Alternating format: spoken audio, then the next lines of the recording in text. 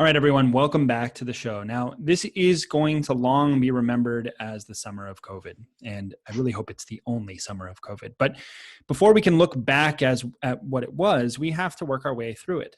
For our next segment, we thought we would discuss some of the ways that students can help themselves financially this summer. And we've asked our college finance expert, Michelle Richardson, to join us for that conversation. Hey, Michelle. Hey, Ann.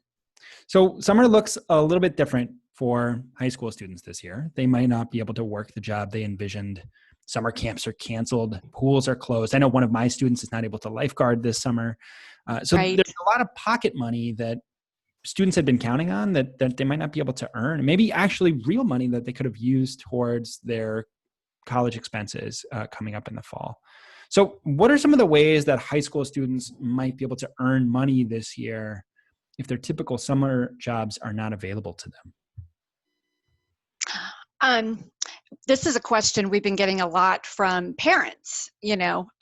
Students have a lot more time on their hands, and, have them think outside the box a little bit. Maybe their traditional job isn't available, but based on their interest and skills, there are other ways perhaps to still earn money.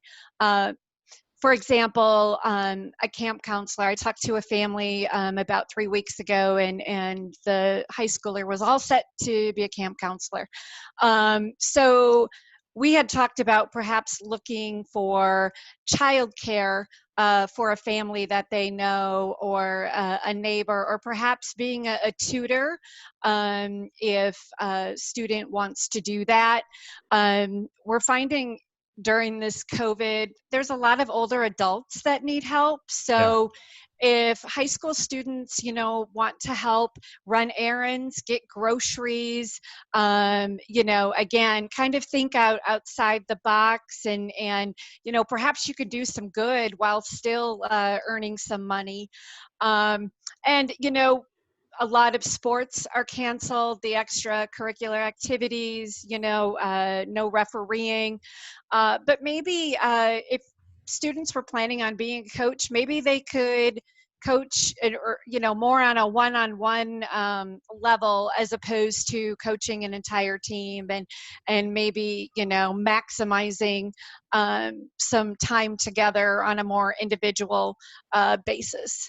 Well, it's great because so many of the things that you just described are things that I've seen just around my neighborhood as I've gone on walks. I've seen a coach with a pair of kids in a front driveway working on basketball skills.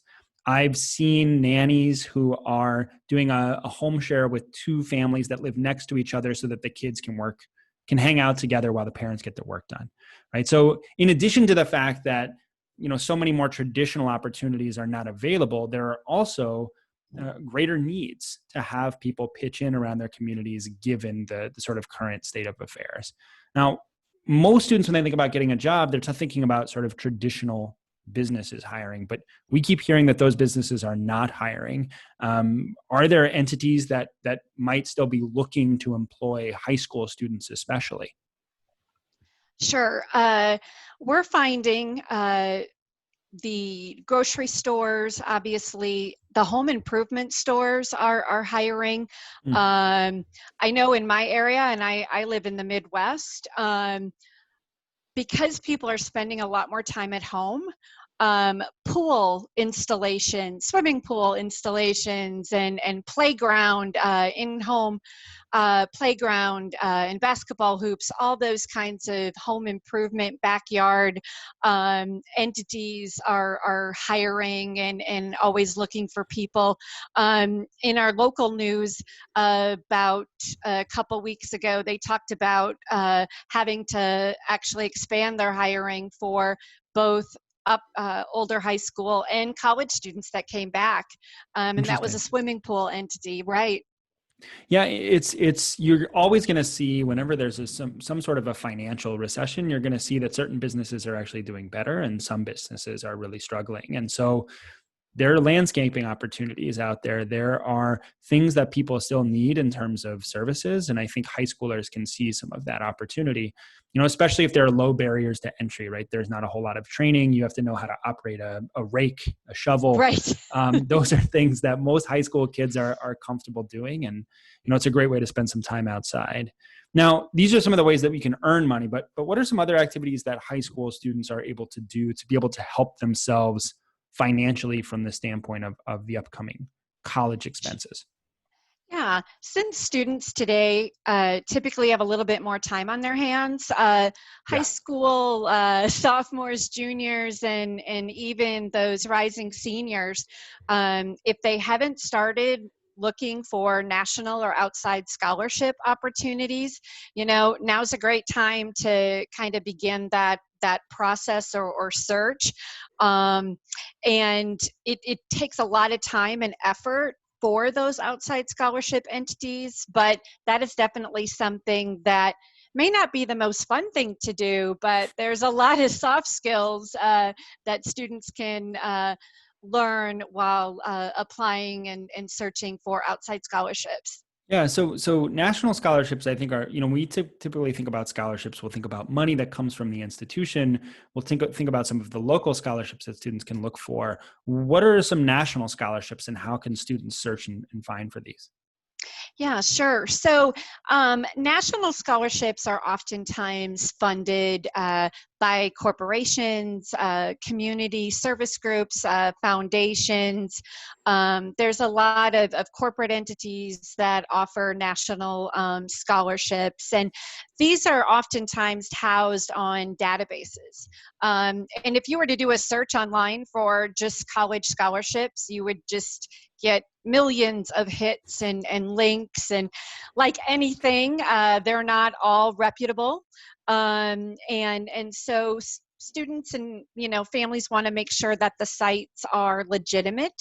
Um, some A couple tips and maybe a couple sites that families might want to look at, and these sites we vet on an annual basis, and we are in no way affiliated with them, but scholarships.com is a great national database. Collegescholarships.org is another one, and the College Board, they have a website called Big Future Mhm. that houses national scholarships.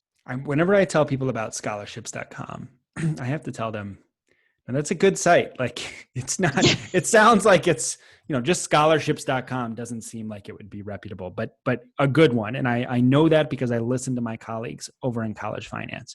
Now, rising high school seniors, they should use this time to apply for scholarships. And by the way, they should also use this time to work on their essays. But Absolutely. what about high school sophomores and juniors? I think that they're probably still figuring, well, I've got time and I'm going to, be applying to college in a more normal environment. Is this something that sophomores and juniors should be thinking about as well? So we like to talk to families before they become a rising senior when it comes to the national scholarship search. It takes a lot of time and effort. I'm not, going to sugarcoat that at all, but a couple really good things to think about for those sophomores and juniors, and even incoming freshmen, and that might even seem way too young or early, but these are national scholarships. Students want to make sure that they position themselves the best they can, and they not only meet the eligibility requirements, but they exceed the eligibility requirements for these scholarships. So if they start the search process early, they have some time to maximize their application. A lot of times the outside scholarships require an essay, or a project, or a certain number of community service hours, and if you can start searching and kind of organizing that information early on, as opposed to try and do it now, that or even during your senior year, as well as I do, that there's very little time for anything else, in the fall of a high school senior's year. So it Right. oftentimes is too late by that point.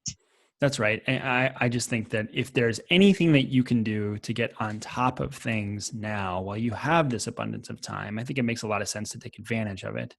So we've talked a little bit about earning money, about applying for scholarships.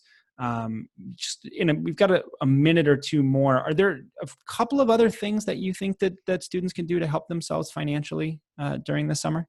Sure. One thing when we talk a lot of times to high school students, now would perhaps be a good time for them to brush up on their money management skills if they haven't already done so. A lot of times we find they manage their money by looking on their phone, before they Yeah, go to that ATM, and they don't know the definition of reconciling an account. And so, taking this time to maybe establish a spending plan and learn how to reconcile or look at a bank statement. Those are really good tools that you can and will need to have to carry on, well into your, adulthood. And another thing that students can think about today sounds very simple, but it can really help financially down the road is if they don't know how to cook or maybe do laundry or those yes, it's we true. call those life skills. I had two children that were college bound a few years ago, and they might have thought I was a mean mom by making them learn how to cook and do their own laundry. But, dry cleaning services in college and eating out all the time can be quite spendy. So, learning some of those life skills will help with their, organization and time management. There's just a wealth of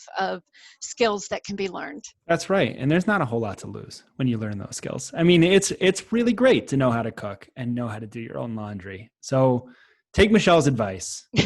Do those things. You can also look for scholarships, of course, and get a job, but Absolutely. learn how to cook, please, this summer. Michelle, thanks a lot for coming on the show and talking us through some of those options. Absolutely. Thanks, Ian, for having me on. All right, folks, that does it for today's show. And as we bring this episode to a close, I want to remind our listeners and viewers that you can always send us your questions at gettingin.voiceamerica@gmail.com. We love taking those questions and answering them on the air, so don't be shy about sending them our way. We're also blowing up on social media, so you don't want to miss out. Throw College Coach a like on Facebook. Check out our Instagram page, College Coach BH, and tweet us a question at College Coach BH. And if you're feeling especially generous, we do always appreciate those 5-star reviews on iTunes. Until next time, enjoy some time in the sun, mask up when you're out in public, and stay safe. We will catch you all on the other side of this. Be well.